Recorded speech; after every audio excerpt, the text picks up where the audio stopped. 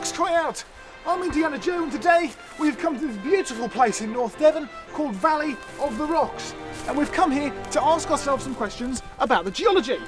Questions like, how did these rocks get here? What kind of fossils can you find? And how were they all laid down? So come with me as we explore the Valley of the Rocks today on the Rocks Cry Out.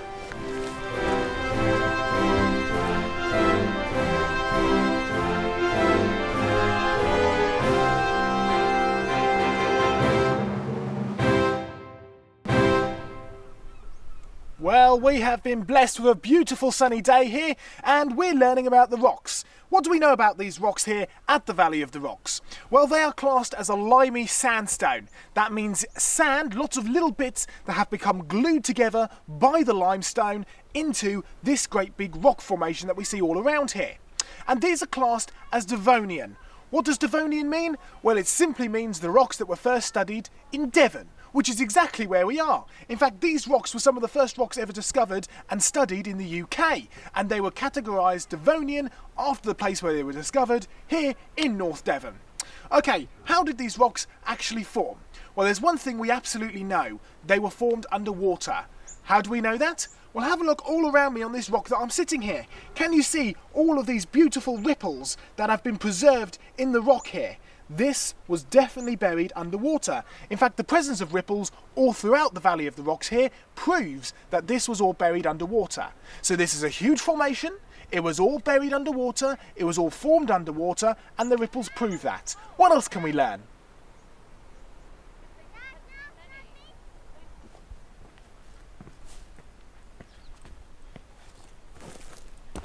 So, just down here, we've got a wonderful example of something called crossbedding. Now, what is crossbedding? Well, can you see on this big slab of rock here, you've got some layers which are on a slant, moving that way. And then directly above, you've got some flat layers. Now, wherever you get this, with the slant and with the flat, it's called crossbedding. And it means something very important. This rock, with the slants and the flats, and the slants and the flats, was laid down by water moving sideways. It's the only way you can get it, because as the water moves sideways, carrying all the sediment with it, as it is rolling forward, it will dump that sediment in layers and then smooth it off at the top. So, the Valley of the Rocks here was not only laid down by water, we know that because of all the ripples, because of the crossbedding, which is all throughout the Valley of the Rocks here, and all throughout this Devonian limey mudstone. This was all laid down very, very quickly by water moving sideways. Now, I know this is a very technical thing to get your head around, it's quite complicated, so if you want the full explanation with all of the diagrams and the pictures giving you a complete explanation of it, make sure you get the accompanying booklet to this presentation for here at the Valley of the Rocks. It will go into much, much more detail, and you'll be able to get that at therockscryout.co.uk. But for now, remember one important thing. These rocks, because of the crossbedding, we know were laid down very quickly by moving water. And that matches up directly with all of the ripples that we find here. These rocks, this huge formation, was formed very quickly by moving water.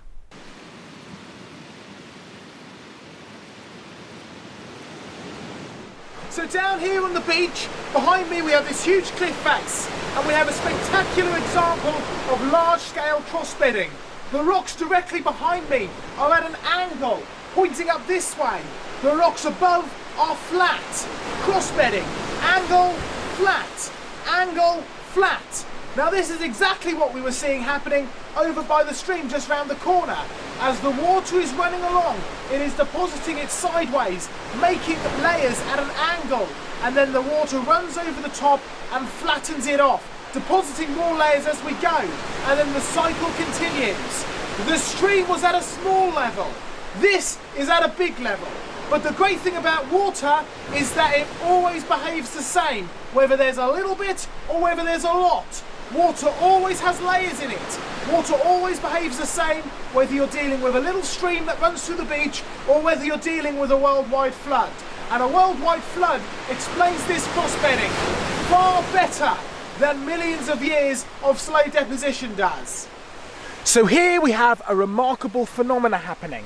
As the stream is running down into the beach, it's bringing lots of little bits of sediment, the little bits of sand. And then when it reaches the end, it begins to deposit them as the water is running over. Not one on top of the other, but sideways. Now in geology, the principle of superposition says that the bottom layer is the oldest, the top layer is the youngest. The bottom layer got there first, the top layer got there last.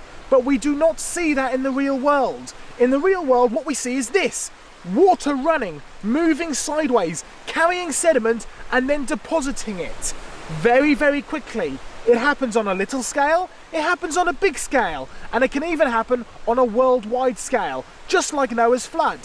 You see, here we have a remarkable visual of what would have happened, and it explains most of what we see in geology, particularly crossbedding.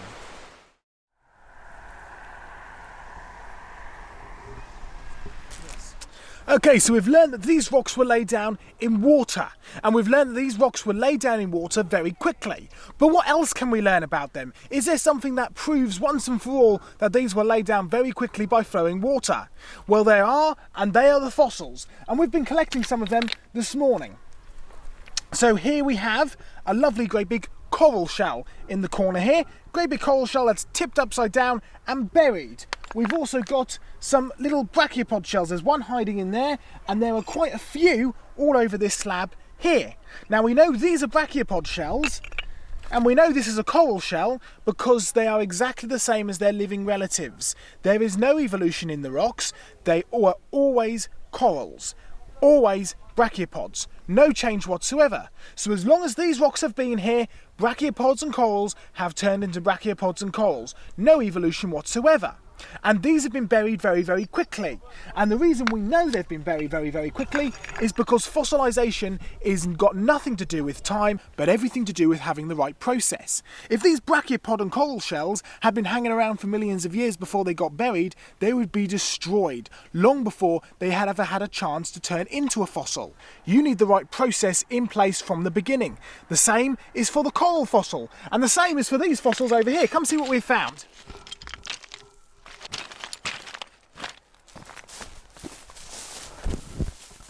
Over here on this great big slab of rock, we are covered in loads of worm burrows. All throughout it, it's fantastic. You see little worms that have burrowed through the soft sediment and have been trapped and fossilized before the next tide. This doesn't take millions of years, this doesn't take even a few days. It has to be done instantly, or the next tide will completely destroy it.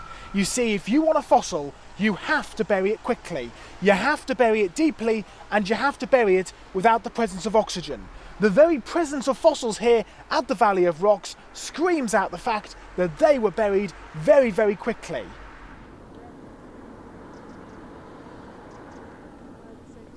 So what have we learned here today at the Valley of Rocks? Well, first off, these rocks were buried by water. We know that because of the ripples. They were also buried by fast flowing water moving sideways. We know that because of the crossbedding. And they were also buried very, very quickly. We know that because of the fossils. It's one more piece to the puzzle. All of these rocks around here that go all over the world were buried very, very quickly in a huge watery event. Wow! Now, if you want to find out more about creation research and the work we've been doing, go to www.creationresearch.net. If you want to find out more about the Rocks Cry Out project and our other locations all over the UK, go to www.therockscryout.co.uk.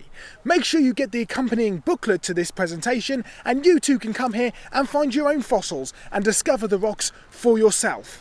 I'm Indy Joe. I will see you next time. Happy hunting, and see you very soon.